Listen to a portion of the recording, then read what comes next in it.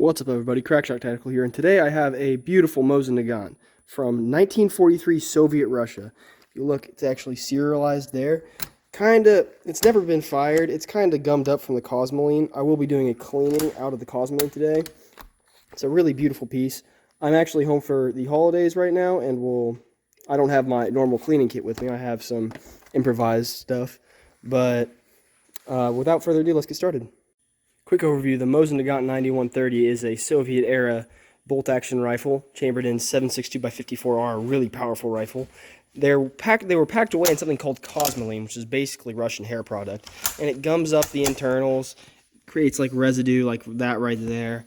And I'm gonna take it apart today and clean out all the internals because cosmoline gums it up, and this has never been fired before, so I won't really have to worry about scrubbing the bore, but I will look through it and scrub it a little bit, just because I want to make sure that it's not obstructed. Very beautiful rifle, 1943, and I do believe that the Mosign Nagant 9130 is the longest-serving military rifle ever, considering it was conceived in 1899, which is, you know, just 100 years ago, not that long, and is still in use in Ukraine today, actually. If you look, there's some pictures of presumably Russian soldiers with these things, then were presumably issued them. But without further ado, let's get started on the breakdown. To begin disassembly, take your thumb and place it on this little ring here.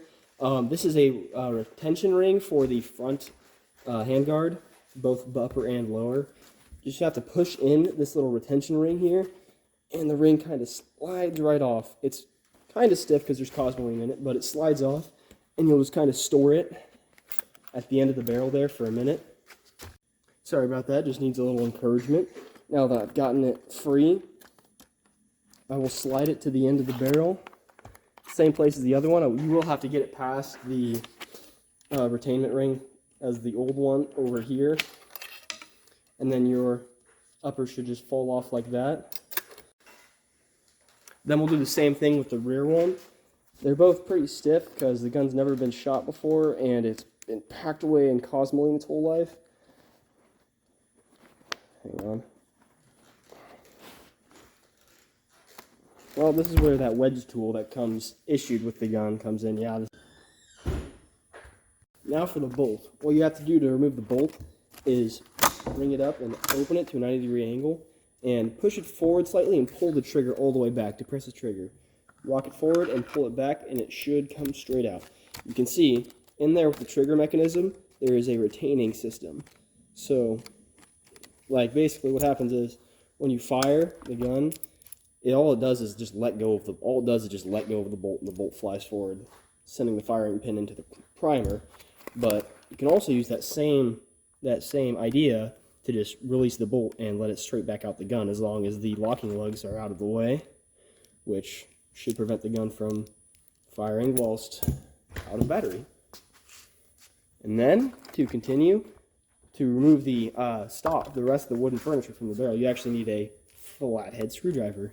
So you have to unscrew this screw right here on the rear of the base. It's already pretty loose for some reason.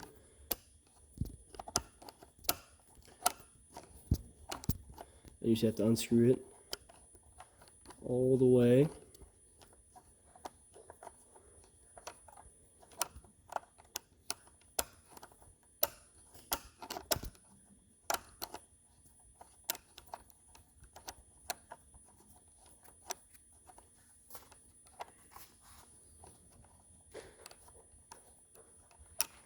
It's just spinning, yeah. And then I'm going to turn it to the other one before I completely take that one out. And it's right here next to the magazine base plate.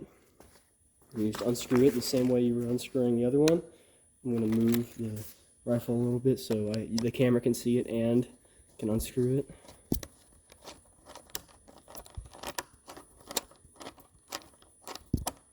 And you have to unscrew these all the way because they secure the rifle into the furniture.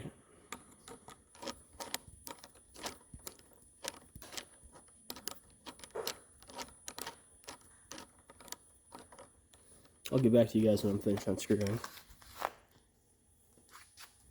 Once you get those screws unscrewed, you just have to pull out the trigger and magazine assembly.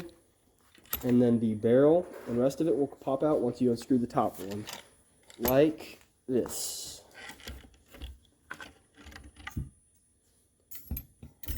Set your wooden furniture to the side. I'll deal with that in a minute. And let's get to cleaning the barrel assembly. Now that you got your barrel all alone, notice like all this cosmoline stuff, it looks like a brown buildup, like that right there. I don't know if the camera can see it. That stuff right there, that's not meant to be there. That is cosmoline. It's very gross. So just take a towel, really. Now, some people use paint thinner to take this off. I don't. Like, I don't need it that much.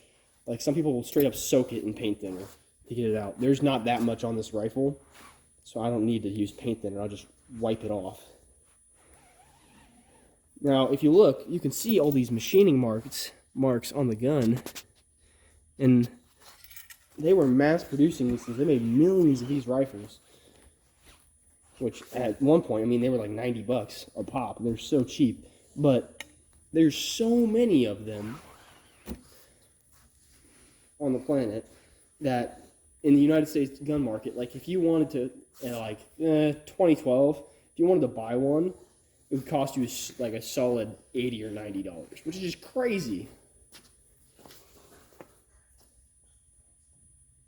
Like they were pumping it, like the Soviet Union was pumping out so many of these during World War II and afterwards even, that there was enough of them to inflate the market that much. It's just crazy. And then they basically just submerged them in Russian hair product for some reason. I don't know why. Preservation, I guess. I don't know. Oh, it just makes me stutter in pain whenever I look at the wood on the rifle and see that it's just coated in nasty stuff. Because it caramelizes. It's really gross. Oh, hey, that's pretty cool. If you actually look there, you can see here. I'm gonna adjust the camera. If you actually look there, the date on the receiver is 1943. You can see the armory mark as well. I think that's pretty cool.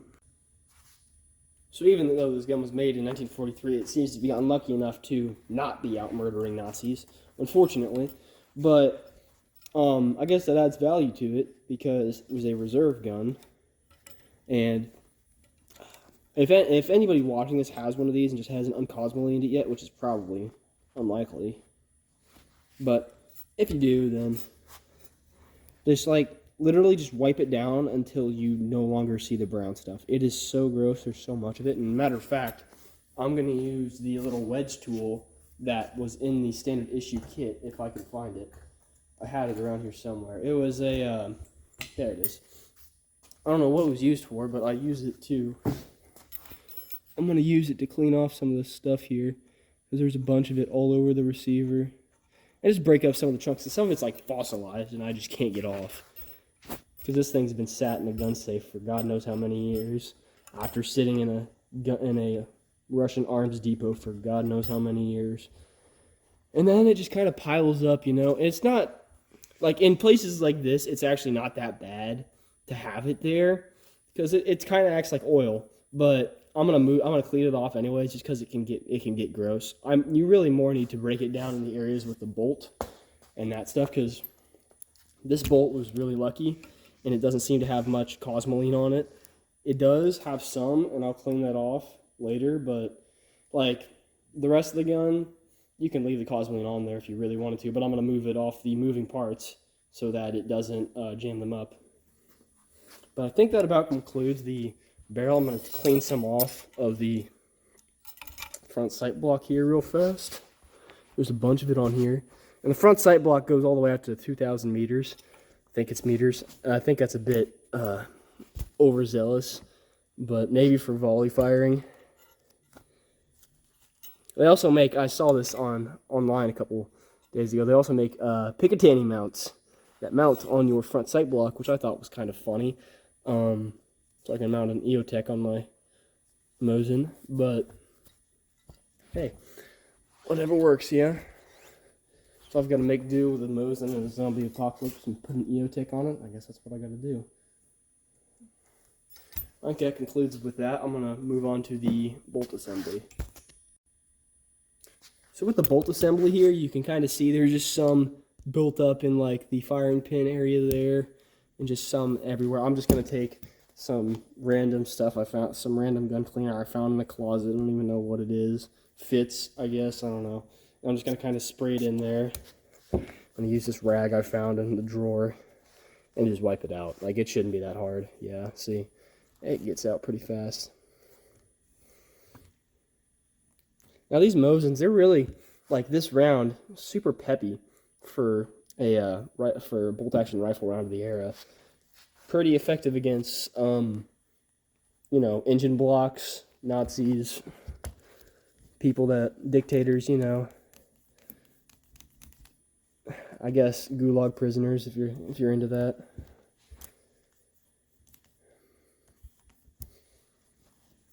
Or now, I guess, not effective against Ukrainian soldiers, because I guess they are using it in that conflict, which is hilarious, because that makes this thing a modernly used rifle. Which is hilarious, because they're being used alongside of the AK-12s and all those fancy rifles. I'm going to spray some on the bolt face here. I'm just going to clean that off. There's not much on it. This bolt is really clean for some reason, comparatively to the rest of the rifle. Most of this gun is really clean. You just got to get into some of the nooks and crannies. Whoever imported this did a really good job of taking out the cosmoline. Move back here again. Clean that out.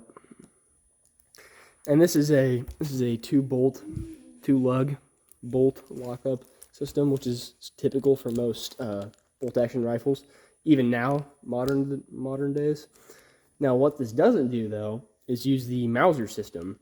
Like the Mauser G98, I believe, was made in World War II, probably somewhere around 1898, and it was used in World War II. And it used a system where when you lifted up the bolt into this position, it would cock the firing pin slightly back, and then you cycle the bolt to pull it and bring it all the rest of the way back. And it was used around there, but this gun I do not believe actually uses that system. Anyways, let's move on to cleaning of the stock. Now we'll move on to de-cosmolining the stock and the body of the rifle. If you look inside here, there's not really any finishing inside of the gun, because this was made during the wartime production era, where they just took all the extra steps off. Whatever isn't finished is retained in a lot of cosmoline. So this is going to take a bunch of cosmoline out of the rifle. Yeah, see, it's sticky and nasty there. What I'm going to do is I'm going to take the spray cleaner, and hopefully that'll help take some of it off. But, oh yeah, there we go. It takes some off. Now, this might, if this were a normal gun, I would be worried about it definishing the rifle, but there's no finish on this. This is like floor planks from the factory, so I'm not super worried about that. I'm just going to try and get the cosmoline out because it's nasty, and it can jam up the gun right here. Like you can see, it looks like it's syrup. It's encrusted. It's disgusting, which is hilarious, but oh well. Yeah. I really don't need to do that much on this, but this isn't as bad as I thought. Most of the cosmoline is gone. There's some in a few select crevices, but most of it's gone. Use one of the tools from the kit here. Pull it out. I'm going to take this. I'm going to use the tool a little bit more, just because I got to clean out the cosmoline somehow. And then I'm going to move to the sling hard points, because I will actually be putting a sling in there in a minute. And I'm just going to use this tiny little thing that came in the actual, because I actually have the standard issue kit that came with it, and actually came with a bunch of old bullets. It's in there. They're these. I think it's actually Soviet era ammunition, which is hilarious. Oh, there we go. And it's like syrup. It's just disgusting. I'm going to get back to you guys whenever I can finish that. Sorry about that, guys. My phone was literally dying as I was recording, but now that I've got it plugged in, I can continue. So This, like the cosmoline that's been built up in here, is kind of fossilized if you look in there. But I'm going to try and chip some of it out so I can attach this sling, because it's like built up in there. I've heard the sling hardpoints are a common place for them to build up, for it to build up in. Yeah, look at that. Look at that on this side. Absolutely disgusting. Yeah, but I heard it's a common place for it to build up, is in the sling points. Well, not really build up, but for it to, like, for a bunch of it to be in. I don't even know how they get all the I don't know if they like spray it on there, or if they like, at this point I'm halfway convinced they just dip it in a pool of cosmoline. Oh my god, dude, it's nasty. And they just sprayed on the finish there. I scraped it off the sling hard point.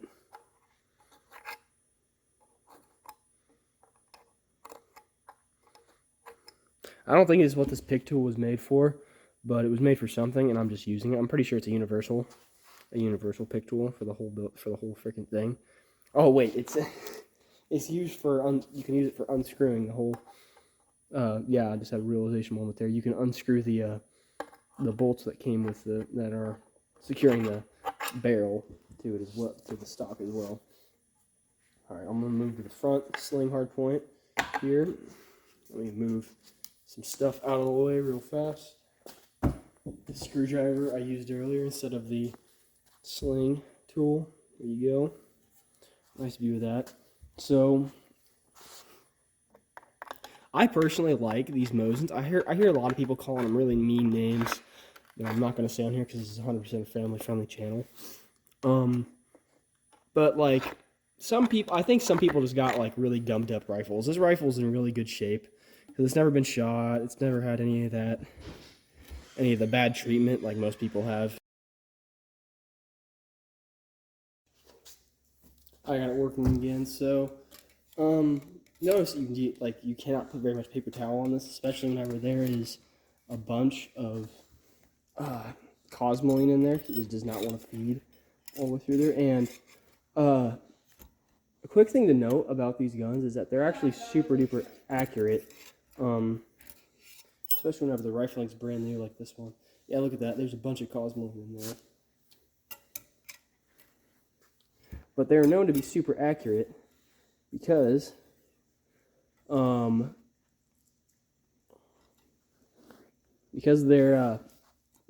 made a variant called the M91 PU. I think that was the variant name anyways. And it's also known as the Sniper Nugget by the more communist bloc weapon fans, or AK guy as well. And they were really they didn't really know that the 7.62x54R cartridge was accurate at that distance. They really just made it for testing purposes. And they started to test it and realized this thing can go out to 500 yards pretty easily, and that's outranging most German sniper rifles at the time. Even though 8mm Mauser, as formidable as it was nowhere near capable of 500 yards, which was really far at the time. And yeah, there we go. And get all that cosmoline out. So they put them into production, and they're really rare right now. They used to be cheaper. You probably buy one for $400, but now they're probably more around $3,000. And I think that should do it for our barrel. Really, really clean now. Should work for us. Now that the barrel's clean, I'm going to move on to the lower magazine assembly. Really, like this is your trigger guard and magazine in one piece. These have these little base plates where you can just dump all the rounds out, or if you really wanted to, you could load them in like that. Most people load them in from the top though.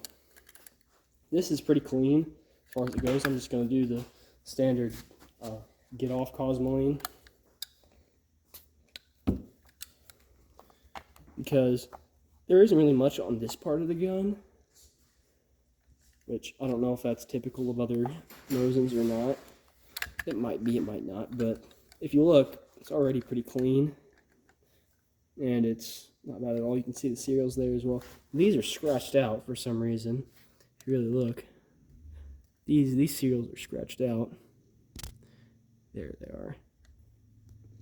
Don't know why, but they are. I'm gonna take a look at the interiors there.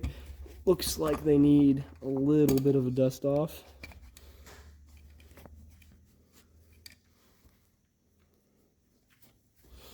I think that should be good for that. And let's move on to reassembly and oiling. To begin reassembly, take your base plate and get the screw that went in the bottom of it, which should be the short screw, I believe, is the correct one. And kind of seat it in there. It has a slot for it. And push that up into there. You won't be able to tighten it into anything yet. Next, take your barrel assembly, your barrel and receiver assembly, and push it down in there into the base plate. There's a slot for everything. Should all push down in there pretty nicely. Should fit flush. Make sure you get these rings around the lower handguard of the gun. And you can go ahead and not lock those back into place yet, but get them ready to be locked back in place. Because you still have to put the front handguard on. You can start screwing in this one. I'm going to use, because I actually realized that you can use this. I'm going to use this to screw it in, because this came with the original kit, and I might as well. Oh, yeah, it's not a great screwdriver.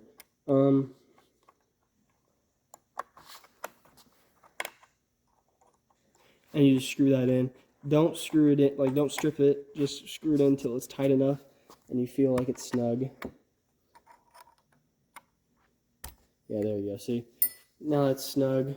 Flip the rifle over, take the long screw and push it in through this hole right here. That'll go down into the lower receiver. And just screw that in.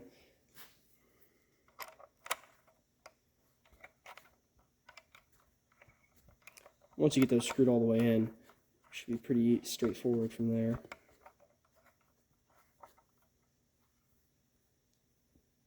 There we go. Next, take your bolt,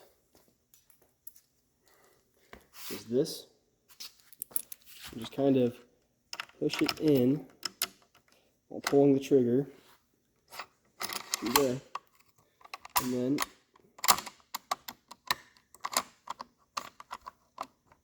oh boy.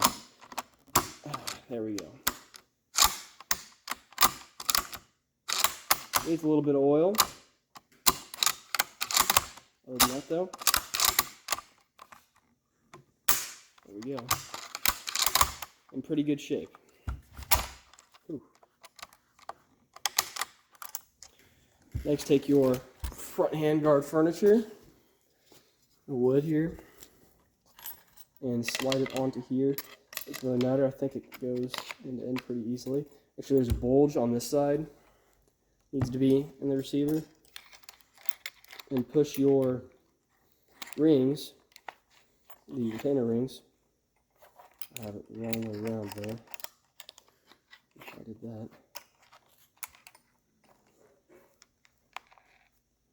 No.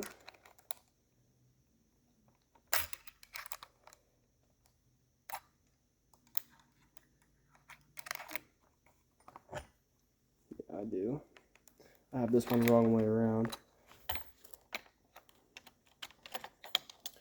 Not a big deal.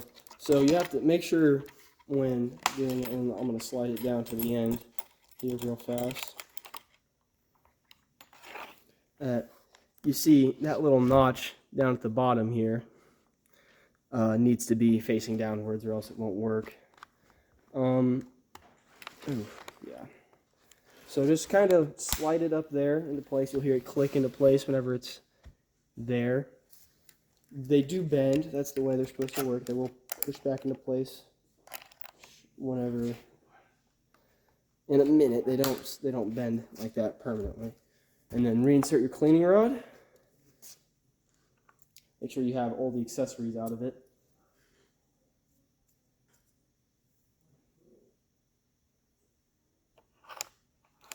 Just reinsert it, push it all the way back to the seat, and screw it in.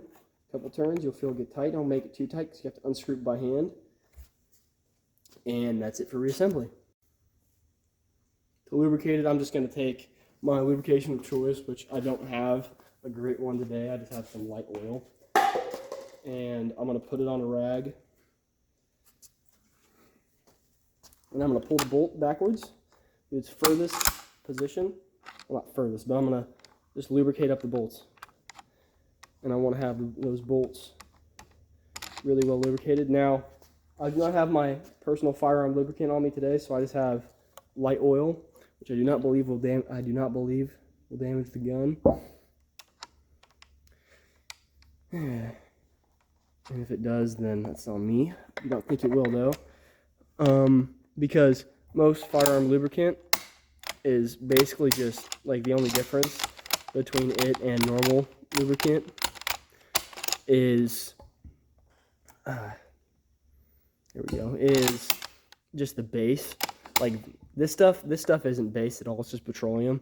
The firearm lubricant that you'll probably find in the store is probably silicone based, and then they make stuff specifically for the cold, and that's graphite based.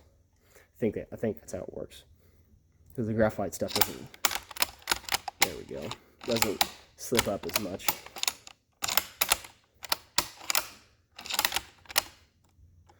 And that should do it. I'm gonna lubricate this little thing back here. That's a pretty big part in firearm function.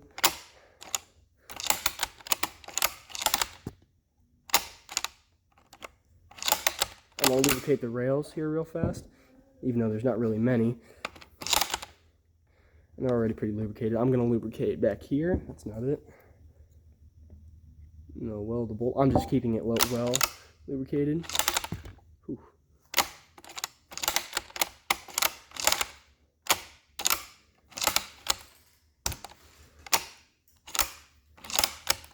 There we go. All right, lock bolt to the furthest position rear. Put some back there on those rails. And I think that'll do it.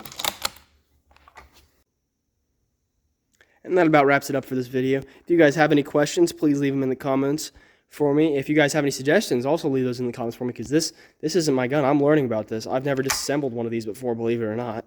I've handled all sorts of firearms, but not one of these. If you have any, if you like the video, go ahead and leave a like. If you like the content, if you like it that much, go ahead and subscribe, or check out the rest of the channel. I don't really care. But until next time, Crackshot Tactical out.